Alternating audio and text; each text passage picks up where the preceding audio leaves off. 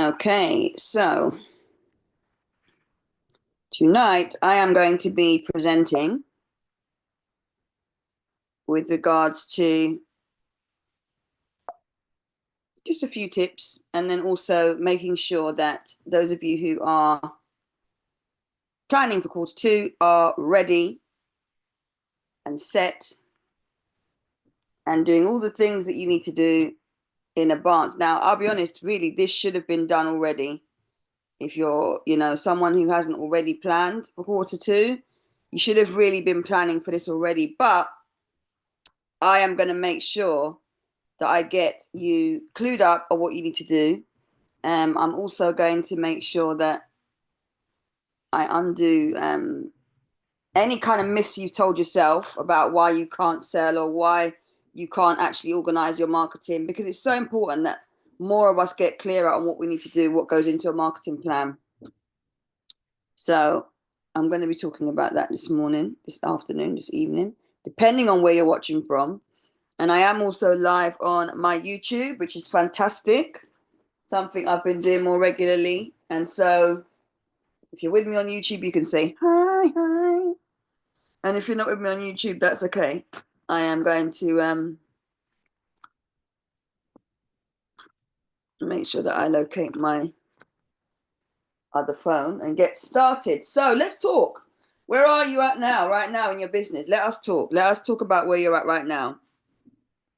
Because I feel like a lot of us are a little bit challenged with knowing what to do, knowing how to show up, knowing where we need to be and where we need to position ourselves, understanding our audience, but most importantly, like selling. A lot of us are challenged with that.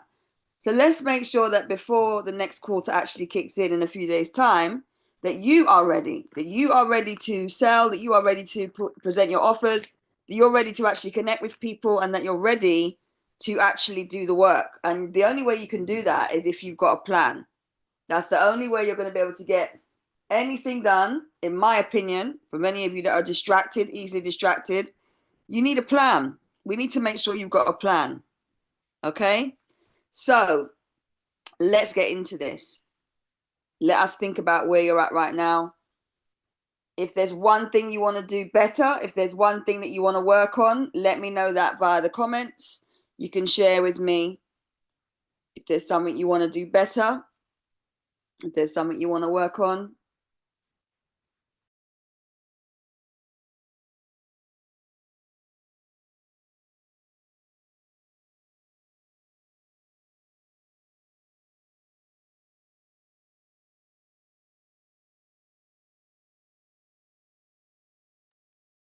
So the first thing we want to do is make sure that you are clear of your goals. Yeah, we want to write those down. We want to make sure you are clear of your goals, what it is you're doing, why you've chosen to do things in that way. Let's make sure you've got some clear goals. What's the target you want to hit, for example, before the end of June? Have you got a target? And if you haven't, definitely make sure that you watch my YouTube video all about setting sales targets, all about getting clear on, what you want to sell by when, and get honest with yourself. Be really honest, because if you don't have the resources that you need to actually achieve what you want and get the results that you want, you're going to struggle and feel flustered and potentially overwhelmed. So set that goal today, even if that goal changes. Now, I put out a question on LinkedIn earlier on, and I was asking my connections on LinkedIn to let me know what their view is of planning, because actually quite a lot of people don't plan, and that's okay. If you don't plan and you don't enjoy planning, and you've got along fine, your sales are still coming in and you're not planning, that is absolutely fine. I'm not here trying to preach about planning if planning isn't your thing. However, what I would say is, if you're someone who actually doesn't do so well and isn't planning, that's where we need to have this conversation. So let's make sure that you're clear on what you're doing when it comes to plans, and let's make sure also that you're setting targets. The real benefit of planning, if I'm honest with you, is that it gives you that clarity and focus that you might be lacking to keep you on track. Planning gives you the clarity and focus that you might need to keep you on track. So if you're someone who at the moment is feeling very flustered, not really sure what you should be doing when, which I know is something that a lot of business owners say to me when they first come to work with me. Or if you've got lots of products and services, but you're not sure how to promote them, how to market them, how to show up with them and offer them, then that's a challenge, isn't it? If you want your business to grow, that's something that we need to look at, and potentially something that we need to admit needs work. Okay, so let's make sure that we're being honest here about what we need to do to actually improve our results. Okay, so set your goals and make sure you're clear. What is it you want to achieve and by when? Now, I'm saying, and this is just a guideline, it's probably best for you to say that by the end of June, you want to achieve certain results. By the end of June. That way, you're giving yourself a longer lead-in time. Now, I have spoken to various people that are doing lots of different things over the next few weeks. I've got clients that are doing events. I've got clients that are doing summer fairs. I've got clients that are launching their website. I've got clients that are launching community groups and doing things offline and events and stuff. But they have a decent amount of time. They've been planning for a little while on those things. If you're listening into this now or you're watching this and you're thinking, my goodness me, I haven't given myself enough time, but I'd actually like to get some sales in April. Don't panic. As I said, I've done a whole video on this, a whole video on the simple way to set your sales target. And it's not complex. It really isn't. So I can see some of you are watching now. I would love to know if you actually plan already and what you're planning. What does that look like? What do your plans look like at the moment? Are you really clear on what's in your plan? Do you know how you want to achieve your goals, even if it doesn't necessarily happen that way? Are you clear on how you're going to get or even attempt to achieve the results that you want? Because another problem that I see is that a lot of people will actually have very ambitious goals, and actually they're probably very achievable as well. However, those goals aren't always met with actual outcomes and results because there isn't a plan backing what you've got in mind. So set your goal, whether it's launching an event, writing a magazine column, doing a press interview, booking some advertising, coordinating, a group event, whatever it is, write that down. I want you to write that down for me. And I want you to think about whether or not you've got all the resources you need to do it by the deadline that you're telling yourself you can do it by. And I also want you to be honest with yourself as well in terms of understanding, actually, if I haven't got the resources, what do I need to pull back on? What might I do differently? Who might I need to pull in to do some of this work? Because sometimes we do need to admit that, yeah, the goal's realistic, but it's ambitious because we don't have the people on the ground. We don't have the people behind us to actually help us to do this. So let's also make sure that that goal you've written down, that thing you said you want to do by the end of April, by the end of May, by the end of June, write it down with a deadline. When is it you want to achieve this thing you've just written down? When is it you want to achieve it by? And depending on when you say you want to achieve it by, the next thing you want to address is, are you actually being realistic in terms of the time you've got? Because sometimes we don't understand that the time that it takes to do the marketing is a lot of time. So we put the big mission down, we want to do all of this good stuff, but actually we don't get to execute it because we haven't been realistic about whether or not we've got capacity to do the work. And if that's you and you don't have the capacity, my advice to you is hire someone in to help you, whether that's a social media support, whether that's, that you're going to have someone come on board and help you with your marketing materials, whether that's someone doing your sponsorship. Be realistic, be honest. If you can't do it yourself, make sure that you've thought about whether or not you need help. Because I've spoken to 3 or 4 people this week on calls. And actually, I'll be really honest with you. I'm so excited because one of the people that I spoke to, although we've postponed for a longer call for next week, but one of the people that I spoke to is someone that I actually worked with last year who brought me in very last minute for a project that was a huge success. And this time she's come to me, she said, V, we've got to do some work together. I'm giving you a really long lead-in time this time because I want it to work. So you need to give me your prices and blah, blah, blah. So that's fantastic. And it actually is evidence to me that people are really now starting to get it, okay? But I know that a small amount of business owners perhaps still aren't getting it, still aren't understanding that actually there is a necessity, if you want things to go as smoothly as possible, to actually make sure that you have given yourself enough time. And the only way you're going to know that, quite frankly, is if you actually have a marketing plan, because then you can work backwards. You can decide whether or not, you are going to be able to deliver it. Yeah, because you're actually doing a little timeline, and you said to yourself, okay, by the end of June, I want to have earned, £80,000. And by the end of June, being like 3 months away, you're then going to be looking at what you've got to do in the run up to the end of June in order for you to actually achieve those results, right?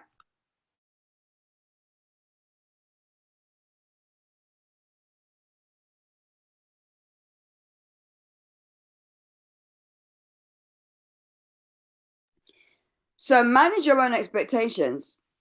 Manage your own expectations. So you are being mindful of, whether or not you've been honest with yourself. Because if you haven't, and if you are thinking you could do it all by yourself, and you need staff, but you haven't hired staff, or you might need some help with getting your leaflets distributed, but you haven't hired someone to do that, and you yourself don't have time, don't let it get to the end of June for you to then say, oh, I should have done it differently. Because we don't really want to have regrets, especially if you've got enough time to get this right this time around.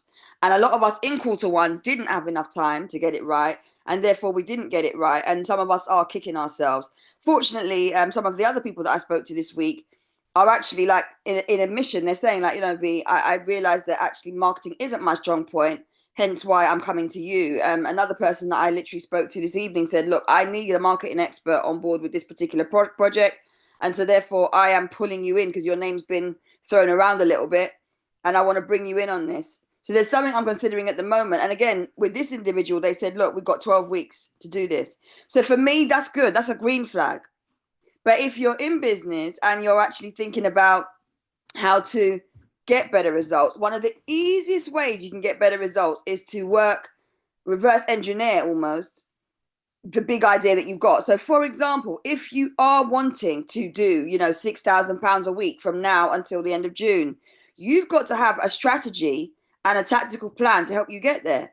If you want to have 18 people booked onto your course every hour via your e-commerce store or via your digital program, you need to make sure that you've got things like automation set up, things like ads set up. You got to have like an onboarding process, all of that stuff, and it has to work. And some of it will require testing and tweaking. So you've got to manage your own expectations, because marketing makes sense when you have a plan. It gets overwhelming and it gets confusing when you're not planning. Okay? It gets overwhelming and confusing when you are not planning. So let's make sure you've looked at the goals. Let's make sure you've thought about the resources. And then the final point I want to share before I open the floor to questions, and if you get to watch this on the replay, you can still drop questions in the chat, is make sure you've considered your monitoring. Think through what you need to do in terms of evaluating website hits, looking at how many people have asked you questions and the type of questions they've asked you, looking at your emails that you've received, looking at the comments on your social media if you use social media mainly for your marketing, looking at your offline marketing if you did any. So how many people came to your stall? How many people bought your product or inquired about your service via your exhibition stand? How many events have you actually been to? How much did you spend to attend those events? And how much did you make back from attending those events? You got to be looking at sales of actual products. If you've got like a few products, if you're hair care, if you're skincare, look at your inventory. What's that telling you? Every 2 weeks, what's selling?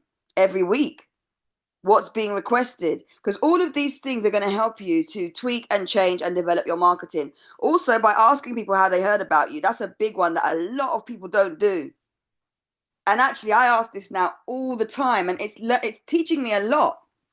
I've always asked it, but when it's what I would call someone that I would consider a newbie that I've never had any contact with, but they've just come along and they've said, right, I want to buy your course or I want to book you for one-to-one. I'm like, okay, cool. By the way, how did you hear about me? I was only reminded literally on, I think it was Wednesday night, that one of my clients that I'm working with now was recommended to me by someone else. And actually, that someone else has also recommended another person to me. And both of those people are what I would call quality clients. And I was reminded the other day And I'm constantly reminded, actually, how many people, you, me, even physical stores, forget about the online space, there are a lot of people that might be aware of your brand, but they're waiting for the moment to go into your physical store or to see you at an event and buy from you. They're waiting for that moment for when they're ready to actually come and approach you for some services or to buy your coaching program or to get your book. Readiness is everything, not just in terms of you being ready to market your business and promote your brand and start sharp with authority, but also in terms of your buyers, and the monitoring and analytics that you do should be able to tell you trends when it comes to when people are buying the most or least of a product, when it comes to your most popular product, your most popular web page, your most popular webinar, your most popular TEDx talk, whatever you're doing, you can find the answers from your analytics. And then what you do from there is you tweak your marketing based on not assumptions, but actual real facts, real results, real data. So you're now looking at, okay, going live on a Thursday, I can see is not doing so well. So therefore, I'm going to start going live on a completely different day and actually looking at the stats of my analytics. Let's say hypothetically, Monday is a really good day to go live. So then you make sure that the next month or the following weeks of activity that you do for your marketing, Monday is the day you go live, because your stats have shown you that Thursday isn't really a popular day and that the majority of your community are active on a Monday at, let's say, 4 p.m. And you can see all of that sort of information via your analytics. If you've got the Meta for Business suite, the Meta for Business app, if you've even got LinkedIn analytics, if you've even got other social media platforms, many of them have got analytics that you can look at to help you to understand what it is you're doing and how you can improve. But if you're not going into those analytics, then what I'm saying now isn't going to make much sense to you until you've physically gone in and clicked through. So that Instagram post that you've got where it's showing you that actually, most of the people that are watching you are in Australia. So if you're coming online and saying, good morning, and it's the morning in the UK at, 8 a.m. in the morning in the UK, if most of your viewers are watching from Australia and New Zealand or Dubai, we already know the greeting that you're giving, the content that you're sharing may not resonate with them. I mean, it's not a big deal to be saying good morning when actually it's good evening or good afternoon. But what a better way to interact with your online community and show them that you actually really get them. You're in their space. You're part of their kind of world than by saying good afternoon if you know their time zone is going to be afternoon. It's little things like that that can really change the brand experience. And if you know that people are always asking you as a result of you doing promo, oh, what's your price? How much is it? Oh, where's the link? There's a few things you can do again around your marketing to make sure that you reduce those kinds of questions, to make sure that you minimize those questions. One could be something as simple as getting a frequently asked questions page over on your website. The other could be to produce content about those same topics that people are asking about. Do you see? So these are just basic things that I want you to think about. Again, this wasn't a scheduled live, so if you have questions, you can either email me or you can message via the Insight to Marketing website, or if you would like to leave a comment, you can also leave a comment.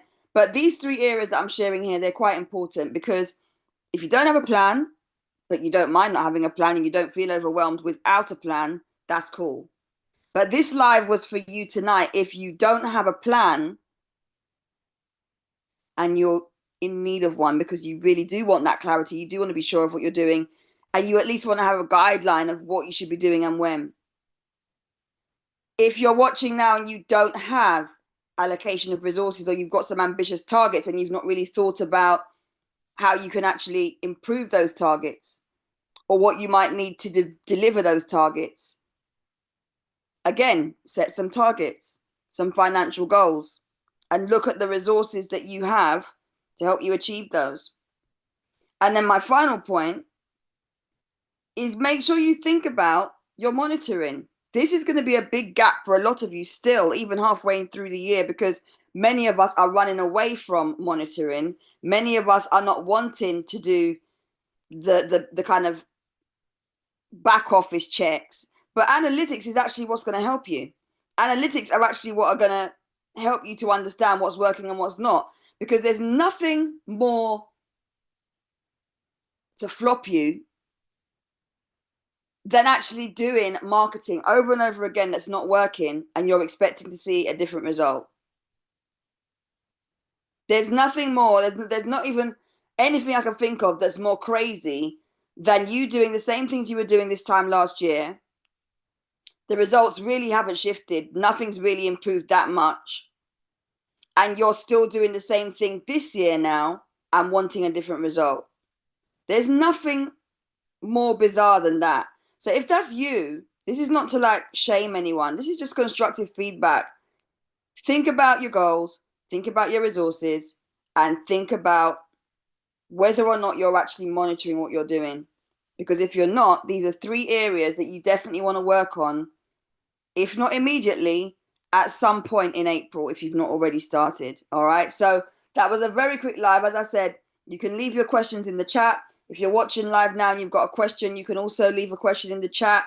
If you're too shy, you can go via my website and I'll make sure that we respond there. Insight and then the number 2 and then marketing.com. Okay. So I'll look out for your questions and comments. Let me know if this resonated with you. Let me know whether or not you feel that any of this is relevant to your journey now and where you're at. But please do think about these things. Don't go into Q2 without a plan or at least some clarity on what you need to be doing or changing or developing. And also a plan that takes on board areas of your marketing that have got gaps. Because if you don't fix the gaps, things are going to fall through the cracks, balls are going to drop, and you're also going to probably feel very, very overwhelmed. All right. So I hope that helps you. As I said, I've got videos online at the moment. They're around different things, whether it's budgeting, whether it's building your brand, whether it's integrating your social media and your marketing, whether it's marketing planning specifically.